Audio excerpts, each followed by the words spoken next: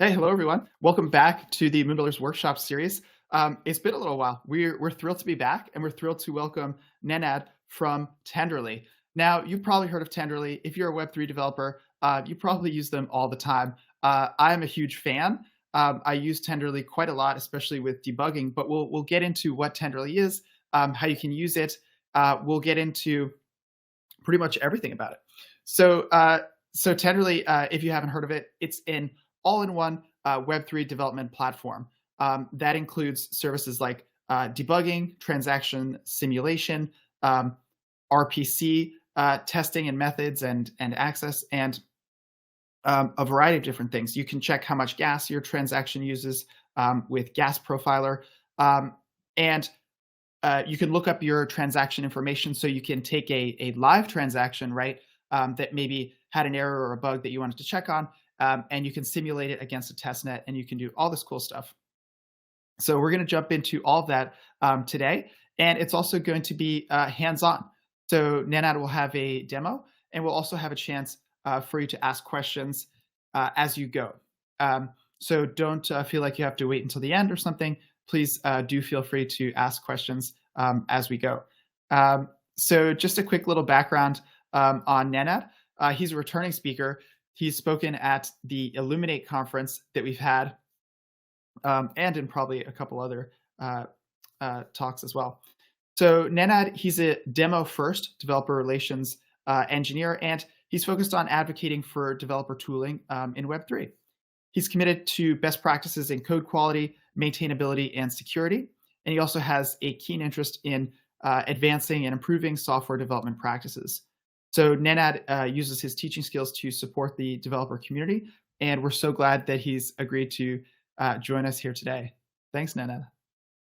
Yeah, well, thank you, Kevin, first of all, for introducing me. I don't usually talk about myself that much, so I appreciate that. And secondly, very nice depiction of what Tenderly is. So you've sort of shortened the first part where I talk about the general stuff. So hi, everybody. As Kevin mentioned, my name is Nenad. I am developer relations in Tenderly, and today, I'm going to tell you a little bit about what Tenderly is, what kind of problems are we trying to solve for Web3 developers. And then very, very briefly afterwards, we'll jump into some hands-on demonstration of how to use Tenderly in different situations as a smart contract developer, how to use it to enhance security, how to use it to show people what they're actually doing on chain before actually committing to signing transactions. And also there's a little bit of bonus at the end, something that I believe will help us out building better apps in a better way in great deal. So let me share my screen and let's get it off. So I will share, okay, screen 2. Can you see my screen? Yeah, all right, so it's this one. Got it, looks great. Yeah, so let's go over a couple of slides real quick. My name is Nenad, and you can find me on X or Twitter as NenadBit with double T. Tenderly app, that's, well, Tenderly account. Follow us to get the latest news about what we're cooking. And what we're cooking is full stack Web3 infrastructure. It is sort of all-in-one development platform, but from this, you can see that we're sort of aiming to improve the infrastructure for Web3 development, testing, and so on. And that will become very clear as we go through. Let's up next. What does this actually mean? Well, we're building tools and services and infra and everything that you need for building, testing, monitoring your smart contracts and dapps and UIs, but also operating and integrating between protocols. And we'll drill down more into these, but you can also think of the everything that's contained within the platform as stuff that helps you with your daily dapp development. So whether you're building contracts or you're building dapp UIs, or you're doing audits, or you want to stage your contracts for testing and auditing. So that's sort of in this arena. Then there's dapp deployment and protocol integration. So for some networks, we do have Node access that we provide, but also some staging infrastructure that we'll talk about in the very end. Kevin mentioned it, the name is testnets. It's still in early access, but more details as we get to it. And the third bit is everything around security and automation and monitoring what's happening to your dapps, what kind of transactions are going on, how people are using it, is there something fishy going on, but also automating things like, hey, this happened, let me bundle some data, send it over, and stuff like that. So that's another view of Tenderly. But let's go even more deeper, and let's talk about that part of the platform that's all about development and testing. So currently, it's where we have our Tenderly DevNets that come with custom RPC methods that allow you to fund ERC20 and native balances to any measurable amounts, advanced time on those private networks for development and testing, revert states, modify states. So with the DevNet, you get a network that you can do a private replica of a public network. Let's say you take Moonbeam, you create a DevNet around it. So it's your little private testnet, private network for testing. And it comes with a bunch of different customization RPC methods that you can use to manipulate it any which way you want. But then there's also the debugger thing that we're very, very well known for. And we'll see a live demo of that today. And as Kevin mentioned, there's gas profiler allowing you to see how much gas you use, but this is less of an issue as we spin up various L2s. There's a simulator which goes hand in hand with debugger, and we'll see that in action. Don't want to talk about it too much. And of course, the problem and the biggest thing that we sort of love and hate is smart contract verification. You need to have it to be able to debug, to be able to simulate, and so on. So this is roughly a collection of these tools and infra that you can use for contracts development and testing.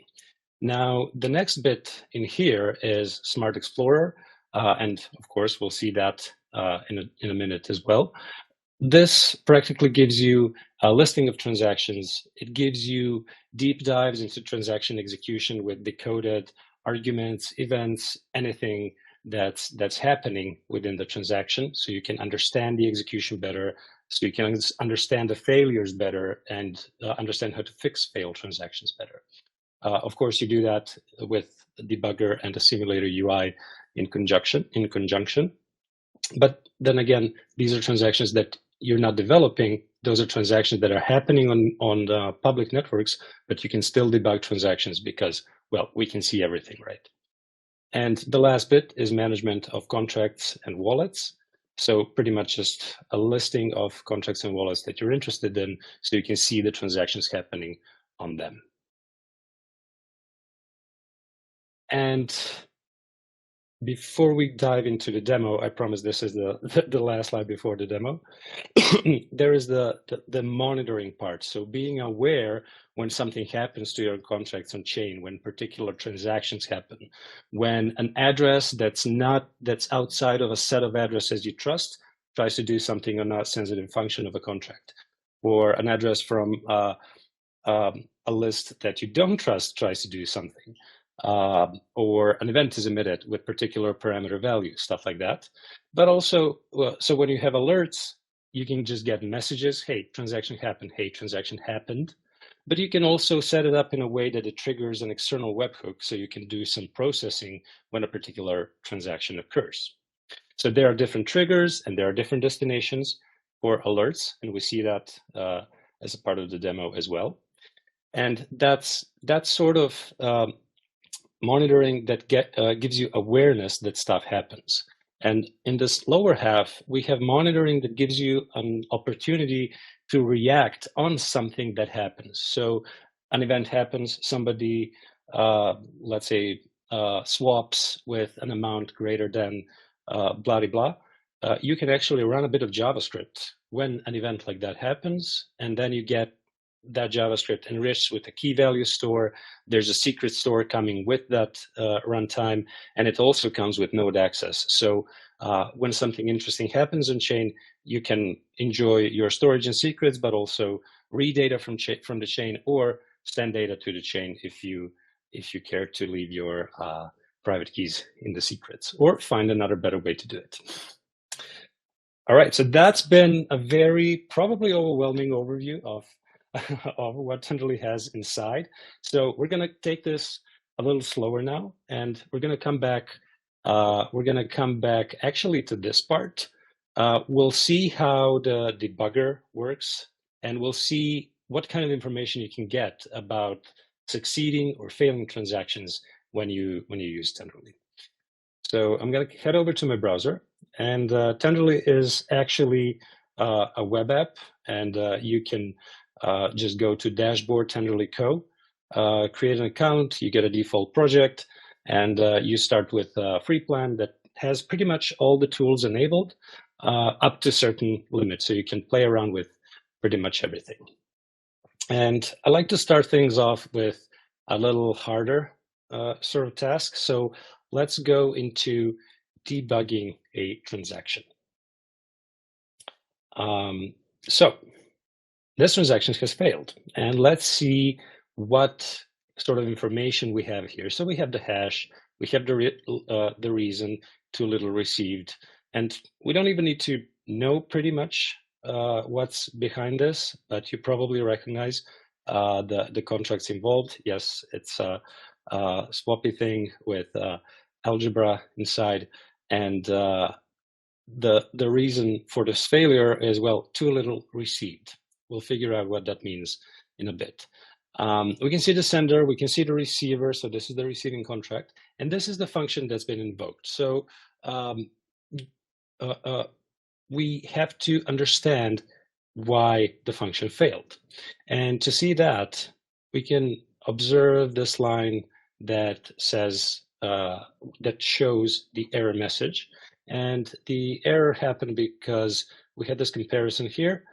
Amount out is, well, this is not satisfied. The amount out is apparently less than the minimum amount that comes from some params. So we should keep that in mind. What also can be handy is to do a quick look here in the inputs and outputs. So we're showing decoded values for inputs and outputs. I know there's too much scrolling going on here. So these are params. Okay, that looks like these. And if you scroll down a little bit, you can see that there is amount out minimum. So I guess this value, this input value for the transaction, was sort of inadequate for this require. It's not what's needed, right? And just so to recap, we need to figure out. Yeah, this is a swap transaction on a DEX, right? Yeah, this is pretty much a swap transaction on a DEX. Cool. So we're debugging that.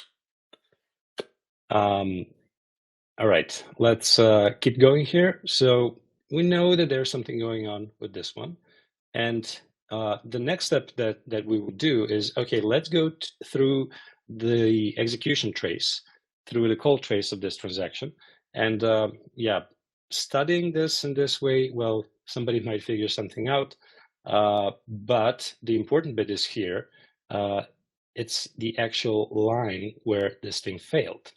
Now, how can we figure out what is the amount out that's actually, what is the value of this function argument such that this require passes?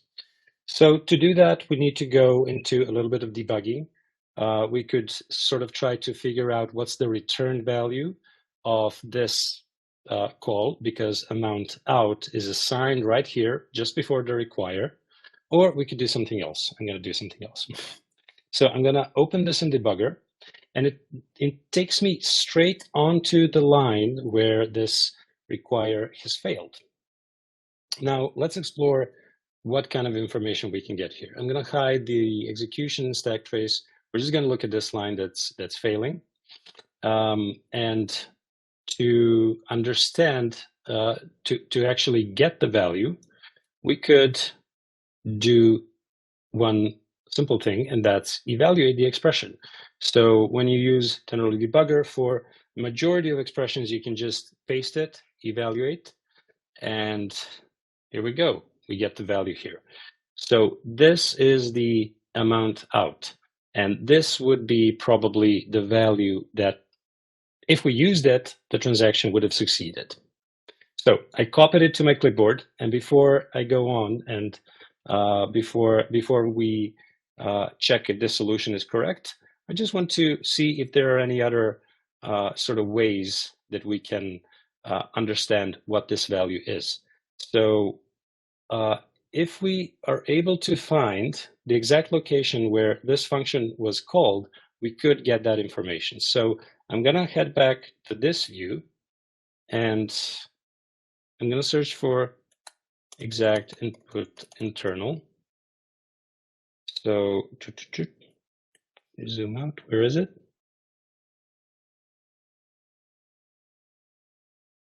Should take me right there. Ah, there we go. So this is the place where this function was invoked. And I'm going to hop over to the debugger as well, but this time at this location. So here, we can actually see all the contextual information around this call of this function. Okay, it was a jump, that's fine. The contract, who's the caller, what's the input, and what's the output? Here it is. So this is pretty much another way to find out the return value or the amount out that we're interested in. So these are two tricks that you can use to sort of understand the values of arguments, of local variables, of contract variables, and get that information here. All right, but what do we do now when we have this exact value of amount out? So let's come back to the origin of the problem.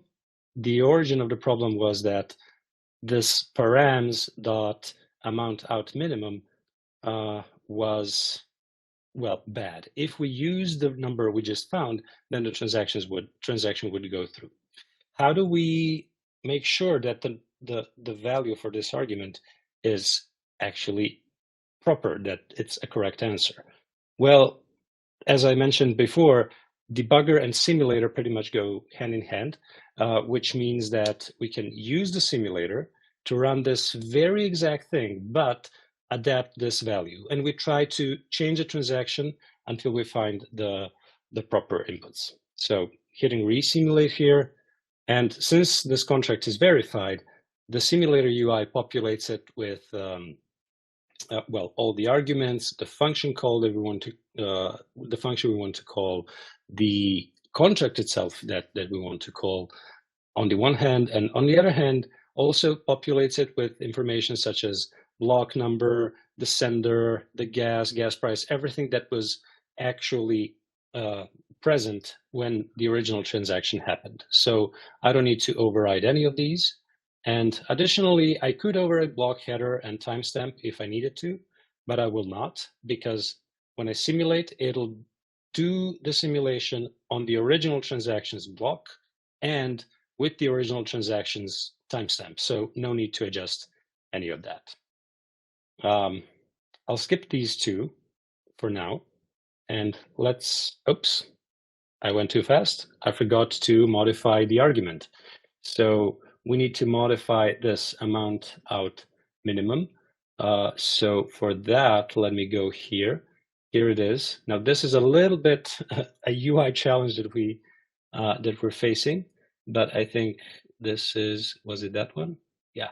So this is the value we picked up from the debugger just now. And if I hit simulate transaction, hopefully this works. Yes, so I debugged it. Amazing. And this is the way that you can just go through and figure out, okay, so if I modify this, then my transaction can succeed. And a step further, yeah, go ahead. So this is coming from a live network, right, that you're simulating against, right? Mm-hmm. So this is not like a DevNet, or we're not on a local node, but we're taking the state exactly as it exists on Moonbeam and then modifying it a little bit. Yeah, exactly. So in the dashboard, I started with a single transaction that failed, but in the dashboard, you can see actually all the transactions that are coming from Moonbeam from the actual public network, right? And you can also do some sort of filtering, check out all the failed ones.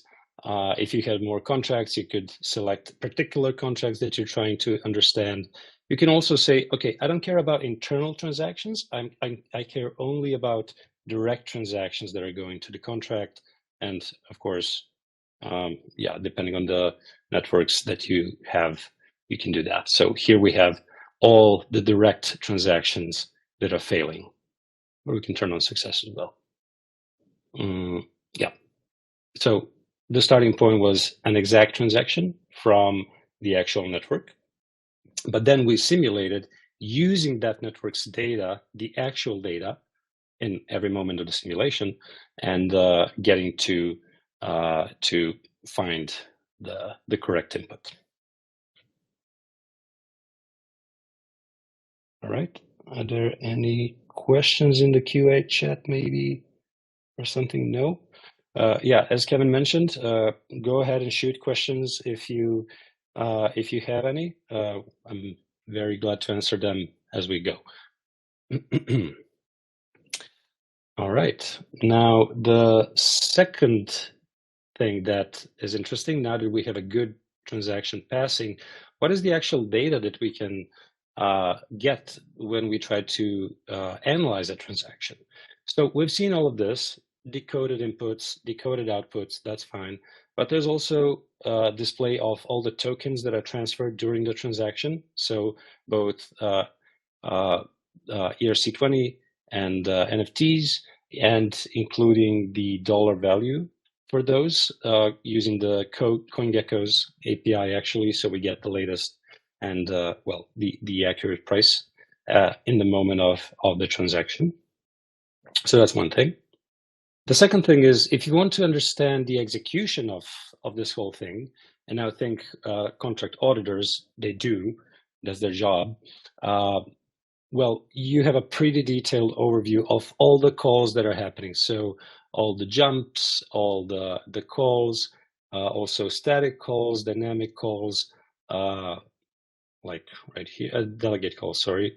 All that kind of stuff is displayed.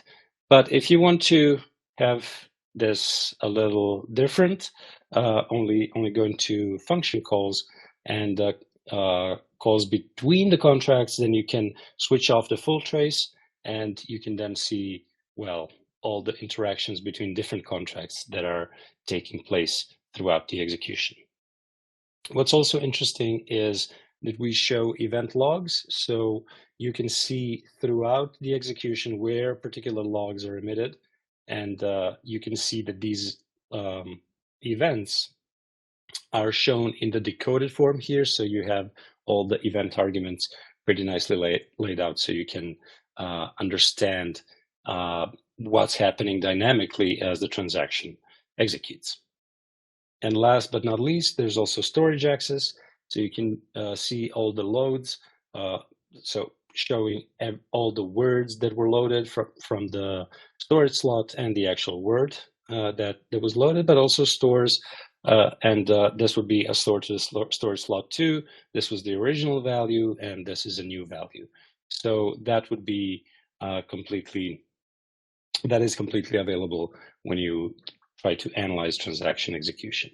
And even if you switch to debugger, you can also see all the calls and all the loads and stores and into different variables with, well, the variable, the slot, actually, the old value, the new value, and stuff like that.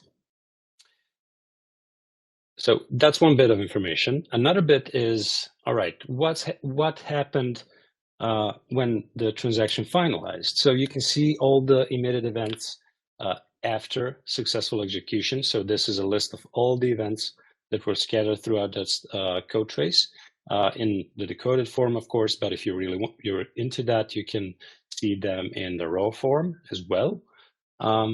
The next bit is seeing state changes. So you can actually see for all the contracts that were involved, the variable, the smart contract variable with its old value and the new value, so you can understand the total delta after everything is complete, right?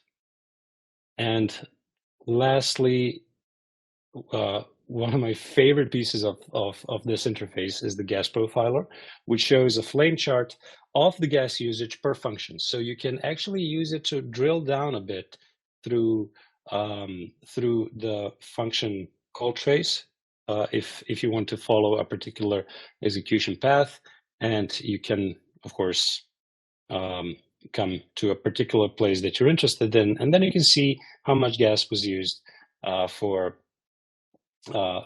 different segments of execution of this thing. But also you can just simply click View in Debugger, and boom, there you go. You are at the place where the thing we just saw in the gas profiler was invoked. So it's all very, it's actually different views of the same thing, of the call trace that is decoded, just showing different sort of level of details and giving you different ways of navigation. So that's Tenderly Debugger that you can use to fix transaction bugs, but also to fix smart contract bugs and to analyze what your transaction actually did. That is so powerful. And I want to just kind of like mention like what people maybe used to do, or what I maybe might used to do before this existed, right? Typically, like if you have an error like that, right, you might go spin up a local testnet. You might try to recreate that particular state, and it would be a very painful process because it's hard to replicate the exact state of mainnet on a testnet or on a local node. And even if you can, you'll spend like hours deploying all the contracts and getting the relationships between them correct, and then getting the values right. But this, we saw how fast it was. It's instant. Just it's like 2 clicks. Yep, pretty much in a couple of clicks, and through the whole time you're actually hooked onto the actual data of the chain at a particular point in time. So everything is pretty much set up for you. You want to find a bug in your transaction. You don't want to do all the other stuff. So that's pretty much what we put in there. All right. So if that's cool, I would go on. And the next thing that I would like to show you, okay, so me as a developer, I can see, for example, here, when I'm analyzing transactions or debugging them or whatever, what are the values, what are the tokens that are exchanged? I can see the state changes that have happened. But what if I'm building a DApp and, well, a user has to sign something and then some assets get exchanged. Those assets represent something. Those assets have a particular value. How do we help our users not to crash? And we have a mantra here. I mean, it's not ours, but we stole it. Check yourself before you wreck yourself. So we can actually do that with Tenderly's simulation API. So everything that you saw in the simulator, you can actually achieve with a little bit of JavaScript. And the key here is this simulate API. The simulate API takes a couple of parameters here, like the simulation type. Do you want to decode everything or just a little bit? Do you want to save it in the dashboard? I'll keep it here. What's the network you're simulating against? Because next to Moonbeam that we're talking about here, there are many networks that we support, both on our node and at the moment only with the rest of the tooling. And then, as we just did there, you can specify the block number you're executing on, the sender, and that's the sender of the transaction, the very input of it. So you would get that before the user signs the transaction, the receiving contract, all the gas stuff. And when simulating, you can also do one or two things. You can simulate on the latest block, or you can simulate on a past block.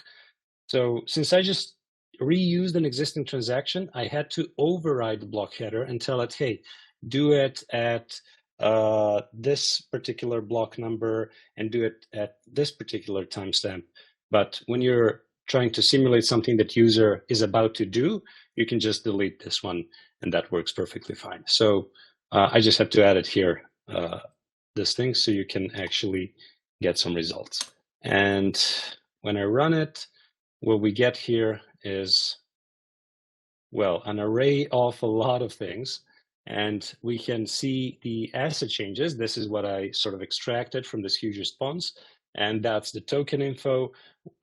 Which standard is it? Is it fungible or non-fungible? What's the address, the symbol, the logo, the dollar value of that token, and of course the transfer event that happened. So from whom to whom, what is the amount of the token, what is the dollar value that's been exchanged here, and so on and so on. So for every transaction, you can extract that, and you can turn it into something humanly readable. So your users are like, okay, this is expected. I expect that this sort of transfer happens, or they can realize, ooh, something's fishy here. I'm not going to sign this transaction. So helping your users protect themselves before losing their assets.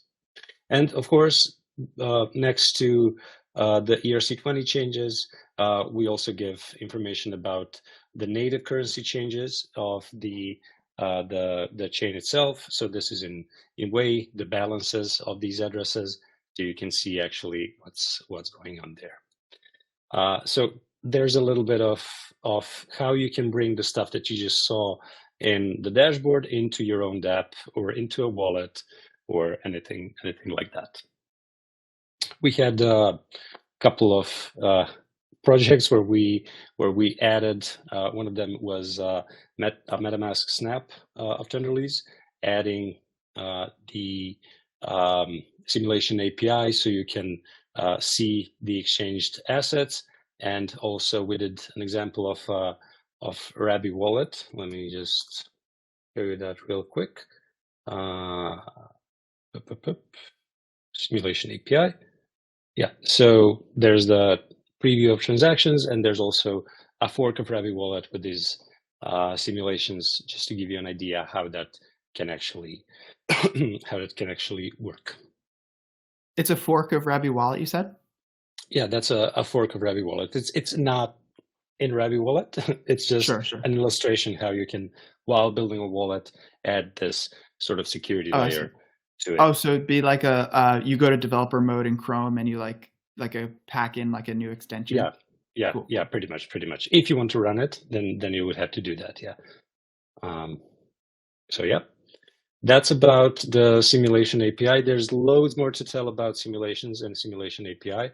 For example, just tiny nudge would be state overrides. So you can simulate your transaction, but you can also do a state override, meaning you can pick a contract that's involved in it, and you can say, all right, let's set this variable of that contract to 0, and let's see what's happening. So you have that sort of control of tinkering with things because you do have all the control over a simulation. All right.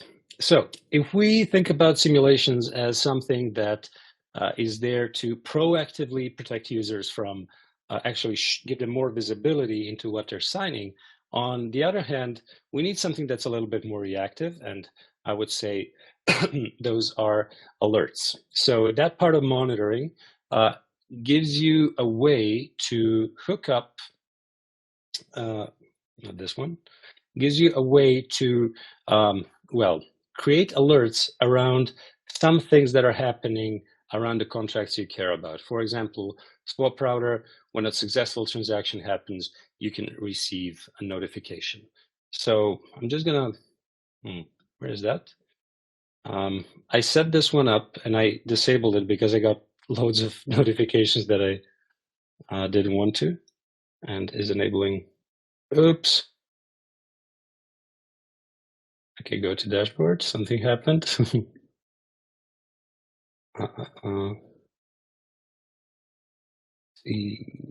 Okay, anyhow, I think I can at least trigger a test alert here.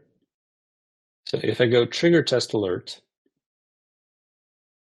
I should get, well, this was a while back, an hour ago. For some reason, because this enable didn't really function, I didn't get it. maybe here it works. So this is just sending a test alert. Nope. Anyhow, this is how it would look like. So you would get a message in your, well, Telegram or Discord or wherever, and you would get a title. Well, this is the project it came from. This is the type of thing that happened, time, the block, the transaction hash. And if you click this function, then it takes you to, well, it takes you to the very transaction that you got alerted of. So that's how one way to set it up. But another way to do it, so let's see what we can listen to. We can listen to successful or failing transactions, to direct function calls. So if transaction directly calls a particular function, we can get alerted when an event is emitted or a parameter of an event is emitted. So let me just show you what you can do here. So I'm going to go to this one. So I want to be alert when a parameter of an event has a specific value. And well, yes, I have to take an address. I'm listening to events coming from the swap router. And I have, let's say, I will pick this and the approval event. And I want to be notified of when the value is, let's say, greater than a big number of weight, something like that. So if you have something that is really something that you want to know whether it's good or bad, then you can set up alerts in this way. And the last bit is, where can these alerts go? So they can go to boring emails or Slack messages, so you get a new channel, so you mute it and you never check it. Or it goes to Telegram, so you mute it and you rarely check it. Or it goes to Discord. Or you can send it to a webhook. So you can send an alert info to an external webhook, and then the webhook can say, okay, this is the value. Let's make some decisions. Let's see what we can do. Should we actually send any messages or not? Or you can do even better. You can forward it to PagerDuty. So if something really critical is happening, you get a very loud beep at 3 a.m. So hopefully this stops the people writing those blog posts, hey, a hack happened, and the team was asleep. And when they woke up, then they did something to prevent further funds from getting hijacked. Now, a little less stressful would be Sentry, to monitor the health of your app, to monitor the trends that are happening in there. So you can really connect it to a lot of different things. Or you can connect it to a Web3 action. Now, I'm not going to demo them today, but let's just see a quick guide here. And let me just go to dark mode, because this is probably very tricky. The thing about Web3 actions is that you can develop them locally. So there's a Tenderly CLI, you initialize it, you get an example TypeScript file. You can create your own TypeScript files as well. So it's an NPM project, and you can code it so it does whatever you need it to do. And you can imagine an alert happens. Okay, here's a little bit of JavaScript that I will run that will get some data from the chain, that will call an external API, that will make some decisions, and that will, let's say, forward that data to an upstream webhook, or, well, send a nice, beautiful email instead of, hey, here's the transaction hash, or send a nice, beautiful message to Discord or to Slack or whatever. Or even if you want to go that far, it could send another transaction to the contracts, to the very chain. And it can be fairly complex, but Web3 actions are limited in the size. You can't really build a huge monolith applications in there. It should be very, very quick execution that does something really important and really simple. So I had to make that detour, and this is the way that you can set up an alert. What I interrupted was listing all the alert types. As I mentioned, token transfers, allow list callers. So if anybody that's not in this set tries to call their contracts, you get an alert. Block list callers, if somebody from this set tries to call your contracts, well, you get an alert. Balance changes, so you know if you have to top up some contracts balances. and of course transaction with a particular value. Now my two favorites are next to the event parameter, state change. So you can get alerted when a particular state slot gets changed in a particular way. Let's say it goes over a threshold or changes for 10%, and the absolute best is the view function, and I just have to show it. So I don't know if this one has it. Yeah, so whenever the view function from the contract changes its value in any way, then you get an alert. So I think this is really, really cool. And this is the nerdiest one we have, and I'm very excited about that one. So yeah, this was all about alerts that are your, let's say, reactive way of securing your contracts and dapps and all the stuff that might be happening to them as they are used. All right, so let's just wrap it up here. We did monitoring, and the last bit is a little sneak peek of Tenderly testnets. So as I started the presentation, we said we're building Web3, full stack Web3 infrastructure, meaning that that's the infrastructure that gives you capabilities for contract and DApp UIs development, but also so much more. Basically, you can think of it as DApp staging environment, whether it's I'm staging my contract for somebody to build a UI, or I'm going to build a UI, or I'm staging my contracts for auditors to check it all out and to try it out, or I'm staging the whole DApp, including the UI, so I could demo it or have people try it out or do QA if we do QA today. So that kind of stuff. And sorry. Sorry, what does traffic shadowing mean again? Traffic shadowing. Yeah, I was just about to explain that. And let me just explain it by showing it. So let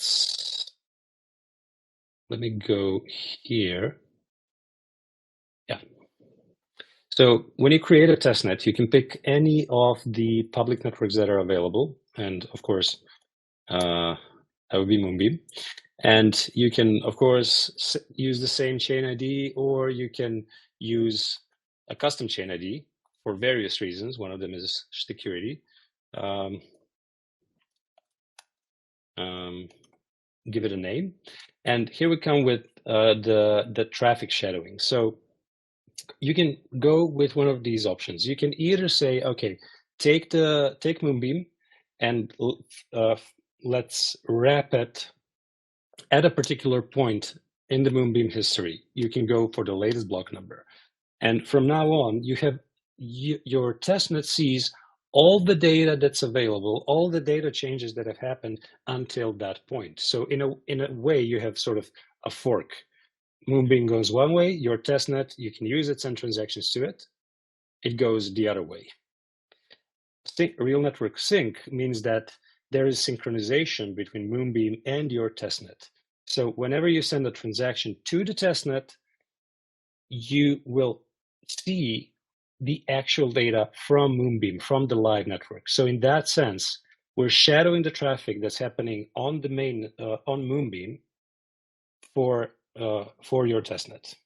So that all of that becomes visible, even though you're on a completely isolated fork. So wait, does that mean that it's pulling in the transactions from mainnet? It's not pulling in transactions as in you can see the transactions. Mm-hmm. It's pulling in the state that's available on the mainnet. Oh, sure. Okay, cool. Yeah, very cool. Yeah, but that might be a valid piece of feedback. So before I go on and keep showing any of this, testnets are now in early access. You can find a bit more about that on our website and blog. Let me just dig that link up. So there's an early access. Here you go. If somebody finds this interesting, you can just go ahead and sign up for that. And the cool thing is it comes with a public explorer, so you don't need to be a Tenderly user to see the transactions on the testnet. So if I hit create here, well, it's fetching transactions, doing some stuff in the background, and it's ready. So you get your RPC, URL with all the custom methods, but you also get a normal testnet RPC that doesn't have, let's say, Tenderly cheat codes available. And those cheat codes are actually, well, for example, funding accounts. Now I don't have an address here available, but yeah, let me just steal that one from here.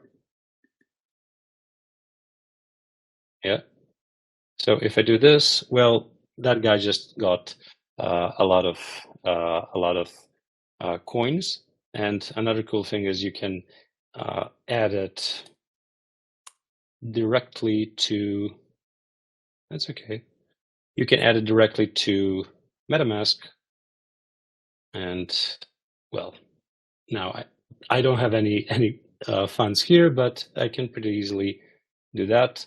Or I could also add some funds. Yeah, there's a faucet here, so you can just add funds to your addresses. So if I go back to MetaMask again, well, I got this immediately. So when you try to test something out, the transactions happen pretty snappy, and you have unlimited faucet, which was not the case in the past, as we all know. Yeah, you don't need to verify your Discord, GitHub, email, and your social security number. None of that. So you can just jump in there and see things fly. And the last bit that I want to show, is the integration of testnets with, well, hardhat and front ends and everything else. So I'm using Scaffold ETH2. This is a fork that's still not released. And let's see, I'm going to use the default contracts here. And first of all, let me remove this.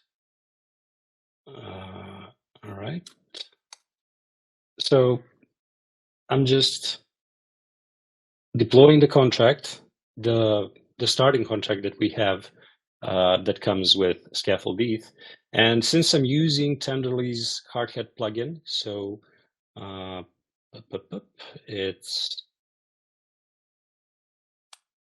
it's this one over here. Do I see it? Yeah, right here.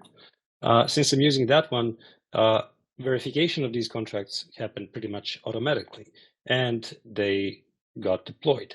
So if I just start the dapp, okay, it's ready, it's running. Let me go back here into my browser, and this is where we are. So we can see that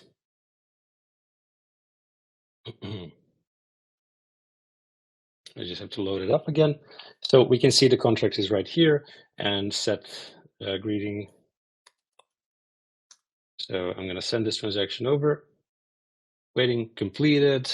You can also see that we have a lot of test ETH, a lot of test balance. So we don't have to beg for for test ETH. And it just makes everything work very, very fast and snappy. And this shows you how you can easily organize the development of smart contracts and deployment of smart contracts. And when that is done, well, switching over to building UIs becomes far easier than it was. So that would be the last bit, what we're working on. Once again, it's in early access. There's a lot of things that we're changing, a lot of things we're experimenting with. Very open to receive feedback from the people who were brave enough and willing enough to try it out. So hopefully in the next couple of months, we can actually see this live and have more people using this technology. That's extremely cool. I was super impressed that the RPCs were available instantly. It was one click and they're available. Yeah, pretty much. That's amazing. Pretty snappy, pretty fast. And Nenad put the link there if you're interested. So the link to the blog for early access. Is that how does that work? Do they just request it, or do they have to get on a waiting list, or? Yeah, so there's a type form in there, so you would have to fill it out, like with your some information about you, not your Sure. not your personal details, with the information what you're building, how you intend to use it, and there is a little bit of time when we have to figure out and enable testnets per each request. So yeah, fill it out, and we check it, I think, weekly. Awesome. And let new people in there. I think I'll be able to get access to. I think I'll jump on that. Sure. So we spoke about a couple challenges facing Web3 developers, and several of the ways that Tenderly is helping to make that much easier for folks. So I guess one of my questions is, what's the biggest challenge, or what's a key challenge that Web3 developers face today? Well, as usually, naming things and contract verification. I would say contract verification. I would say that's sure. I would say that's a big one, and I think we've seen a lot of improvements in tracing and understanding interactions between contracts.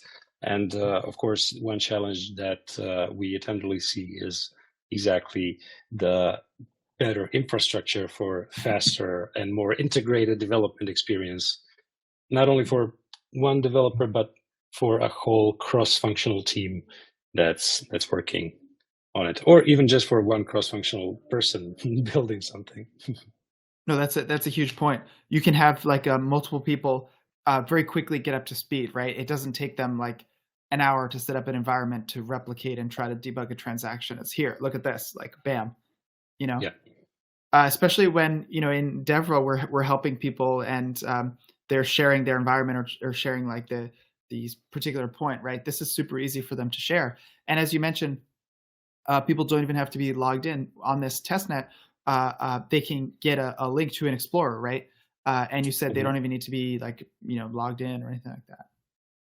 Yeah, that's correct. But of course, let me just go there. We didn't check that one out. So when you go to the public explorer, well, this is what you get, but you're not really. Oops. So I'm logged in, so I'm getting all of this, but you will not get everything like the whole stack trace and stuff like that. So you would get the basic information and a little on top of that, but for deeper analysis, that is for the developers of the project. So for sure.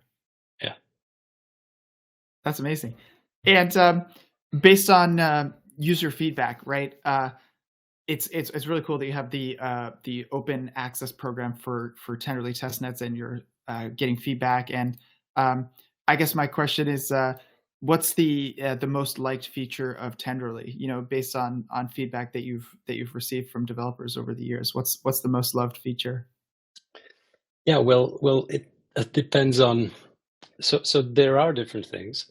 That when I'm at a conference and I'm talking to developers, usually it's the debugger, and usually it's like, oh my God, it saved us at the very last minute from deploying a bug. So that's very nice to hear. But also the transaction simulations, people are really integrating and using them a lot, especially for DeFi applications where you need to know stuff ahead of time in a very, very fast manner. So those two are the most loved features, and yeah, realistically, the features people know Tenderly for. And I was impressed by the huge number of ways that you can be notified, not just webhooks, but also PagerDuty, Slack, Telegram, email, like all these different options, right? People can have the workflow that works best for them, right? Maybe they don't check Telegram much. Maybe they prefer Slack. And that is you're meeting users where they are, right? You're giving them all the options so they can set up what's most comfortable for them, and that in turn is safer, right? Because they're more likely to get that notification right away. Yeah, exactly. So we're giving our users options, and they can choose what works best for them, for their communities, for their project. And I guess as every project matures, it needs more and more sophisticated tools and more sophisticated integrations and more sophisticated ways to learn about stuff, have awareness that something happened, respond to that. So I think that's the beauty of it, accommodating for the needs of the many developers. Oh, for sure. And part of the way that you support developers is you have support for a great variety of chains. And I guess my Yeah. question is it straightforward to add support for a new chain, or like how does Tenderly approach that? That you have such a huge like array of supported chains. Yeah, it really depends on the type of chain and the let's say deviations from the EVM standard. So there's this whole let's say classification, whether it's EVM compatible, EVM equivalent, and all of that comes with little quirks. For example, one thing that we have to really investigate thoroughly is the gas usage of opcodes on different networks, because that can be different even, and we need to have that information very accurate in our platform, so we could give reliable information to our users. That's sort of paramount. So it really depends on the actual network, the special, what is special about it, and the implementation of the EVM in the very network. So yeah, sometimes it's a very straightforward integration. Sometimes it takes some ingenuity from our side to make it all fit and work seamlessly. Oh, for sure, for sure. Yeah. And so we have virtual testnets that you mentioned that users can fill out the type form and apply to get access to. Is there anything else that developers should be looking forward to from Tenderly in 2024? There is a lot of sort of brain power invested into improving the experience of the tools that people use and love. And also, when it comes to testnets, there's of course a lot of efforts in making that experience better and more performant, and to make a really great product. So there's nothing pretty much hidden or nothing I haven't mentioned already. Oh, So amazing. this is on our radar in the near future. And is the Tenderly team going to be at any upcoming conferences? Yeah, for definitely we'll be in Denver in a couple of days, so see you all there. Oh, And fantastic. yeah, probably a couple more in Europe later throughout the year. Oh, very cool. We'll see you there. We'll be at ETH Denver as well. Yeah, awesome. Yeah, very excited about that. Well, Nenad, this has been amazing. I feel like we covered a lot of ground. You took us through. You took us from really like start to finish, simulating, debugging, changing state, like test nets. You took us through all of this, and I'm very grateful. And I know that the viewers are as well. And we're going to share this on YouTube as well, so people watch these workshops, down the line. And we have documentation for Tenderly on the Moonbeam doc site. We should probably link to this workshop there as well. Yeah, that's a great idea, and I must say that the docs look really great. Amazing. Glad to hear that. So yeah, I can't wait to try virtual testnets. I'm gonna try that very soon. All right. Yeah, you might skip the waiting list though. Excellent. Yeah. I appreciate it. All right. Very happy to share about Tenderly again after a year or so. It's always a pleasure, and hope you guys had some fun and you've seen some cool things. I'm available on Twitter and also through different support channels that we have around Tenderly. So if anybody has any questions, don't shy away from reaching out. Is that your Twitter handle there on the Q&A? Yeah. Cool. Yeah, that's my Twitter handle there. I'll give you a follow. Oh, thanks. Thank you so much, Nenad. It's a great pleasure to have you here, and looking forward to seeing you in ETH Denver next week. Yeah, likewise.